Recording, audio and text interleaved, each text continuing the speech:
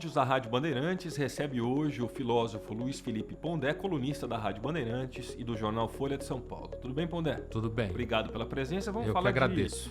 Vamos falar de educação sexual, um tema que voltou para a ordem do dia. Para que as pessoas possam entender exatamente o que seria a educação sexual, Pondé? Olha, na verdade, isso depende muito de quem está dando a aula ou quem faz o currículo, né? A princípio, a educação sexual seria você informar os jovens a fisiologia sexual, os riscos e os cuidados com a vida sexual, né? Você ensinar aos jovens o processo de reprodução, ensinar aos jovens, inclusive no processo de reprodução, o risco maior que existe para as meninas, aunque os meninos não estejam envolvidos. Então, a educação sexual é compreendida como um dos ramos da educação, uma das disciplinas, que é de base científica e de desdobramento social, no sentido social de que as crianças serão adultos e terão vida sexual ativa e tal. O debate da educação sexual acontece porque, muitas vezes, a educação sexual acaba sendo pautada por certas concepções ideológicas que vão além de um debate que seria mais, digamos, científico. Agora, quando a gente fala em educação, sempre se associa, por causa da palavra, à escola. E a polêmica se dá também à volta dela, em razão de declarações recentes de pessoas que vão integrar o novo governo, excluindo a possibilidade de que esse tipo de trabalho seja feito pelas escolas também, né? Sim. Você acha que as escolas devem participar desse processo ou, como dizem muitos integrantes do novo governo, é uma questão que deve ser tocada apenas pela família? Olha, o mundo contemporâneo é muito complicado, capilarizado, ambivalente. E, ao mesmo tempo, aparentemente, as pessoas cada vez mais querem soluções geométricas.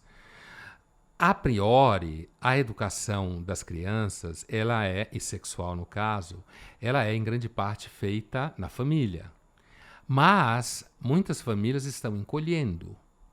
E você tem uma tendência hoje a terceirizar grande parte da formação das crianças e dos mais jovens à escola. Isso acaba, inclusive, sobrecarregando a escola, que está longe de ser uma instituição que sabe muito bem o que está fazendo o tempo todo.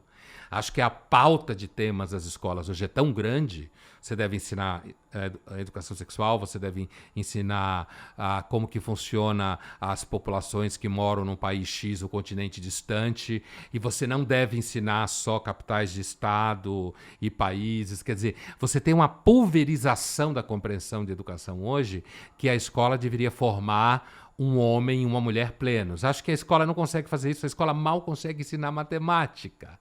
Então, o que eu quero dizer assim é o seguinte, faz parte da situação contemporânea uma ampliação da expectativa com relação às escolas.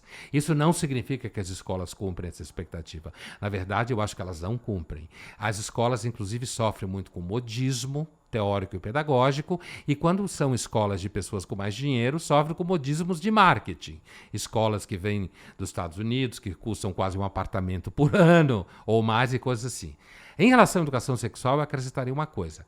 Todo mundo sabe que parte da educação sexual, no sentido de ser, de forma de aprender o que é o sexo, sempre aconteceu fora da família e fora da escola. Aconteceu entre amigos. Aconteceu entre amigos, né? Até ontem tinha gente que achava que fazia parte da formação de um menino a primeira vez que ele ia com os amigos a uma casa de garota de programa, por exemplo. Certo? Então, a concepção de vida sexual e do que é educação, eu acho que ela se descolou de uma certa compreensão de costumes, em que educação sexual era uma coisa que acontecia em silêncio, que não se falava disso, que a irmã aprendia com a irmã mais velha, que o irmão aprendia com o irmão mais velho. Se ele era o mais velho, ele aprendia com um amigo. Se a irmã era mais velha, aprendia com uma outra amiga. Que se a mãe falava com a filha, o pai falava com o filho. E eu não acho que isso seja completamente desprezível. Eu não acho. Eu acho que a vida sexual é alguma coisa que continua funcionando muito no silêncio. E quando você põe muita luz em cima e muita ideologia política em cima, necessariamente não Funciona muito bem. Eu acho que os jovens hoje estão longe dessa realidade que algumas pessoas tentam dizer que estão bem resolvidos sexualmente. Pelo contrário, alguns deles chegam aos 25 anos sem saber o que é, se é que é verdade, que não sabe o que é. Então existe uma desorientação grande hoje entre jovens de 18, 17 anos. Isso acaba colocando em xeque a ideia de que a educação sexual, como está sendo feita, funcione. Por outro lado, a educação não funciona em um monte de coisas. Por que a aula de educação sexual é funcionar? Não funciona no sentido que você esquece depois a equação, depois você esquece o que são os afluentes do rio Amazonas, depois você esquece quem declarou independência não sei de quê. Então, por que também que a gente teria que responsabilizar completamente a escola pelo que ela ensina na educação sexual? Será que não está havendo uma confusão entre a possibilidade ou até a necessidade da escola participar do processo de educação sexual com risco de contaminação da formação da identidade de gênero? Eu acho que esse é o temor. E aí a gente volta para uma questão que não é só a educação sexual. É o temor de que nas escolas exista algum tipo de pregação ideológica por parte de alguns professores que teria impacto ou não na formação da identidade sexual da criança. Eu acho que aqueles que acham que as escolas não devem dar aula de educação sexual, pelo menos a maior parte deles, está com um olhar nisso, entendendo que as escolas, por exemplo, que a escola de repente decide que não vai fazer mais diferença de banheiro entre menino e menina. Eu pergunto qual é a teoria científica, para ficar barato a discussão, né? Qual é a teoria científica que sustenta a decisão de uma escola não fazer mais diferença de banheiro de menina para menino? Nenhuma teoria científica. O que sustenta isso é modismo. O que sustenta isso é uma conversinha que às vezes acontece de, inclusive, muita gente que nem está focada na ideologia, mas acha isso legal, acha isso descolado, acha que isso está na moda. Pais que querem fingir que são pais descolados também. Então vira uma espécie de maçaroca em que a escola decidiu que não tem mais diferença de sexo e gênero nos banheiros. E as confusões, os gêneros diversos, de certa forma, eu imagino que eles sempre existiram na história da humanidade. Por que essa questão, né, ganhou, né, essa coloração agora, assim, de uma forma gerando discussões tão acirradas? A que se deve isso? Eu acho que a primeira causa é porque não está se fazendo muito sexo. Está muito na fase oral. Acho que a humanidade... você sabe que a gente trabalha muito, faz muita coisa, o mundo é extremamente ocupado e tenso. E eu lembro quando estava ainda na faculdade de medicina, do professor de reprodução humana, que ele brincava com a gente, dizendo assim, a gente tinha que ir em o que se chamava na época favelas, né? Hoje está na moda chamar comunidade, aliás, voltou a moda chamar favela, olha os modismos aí, né?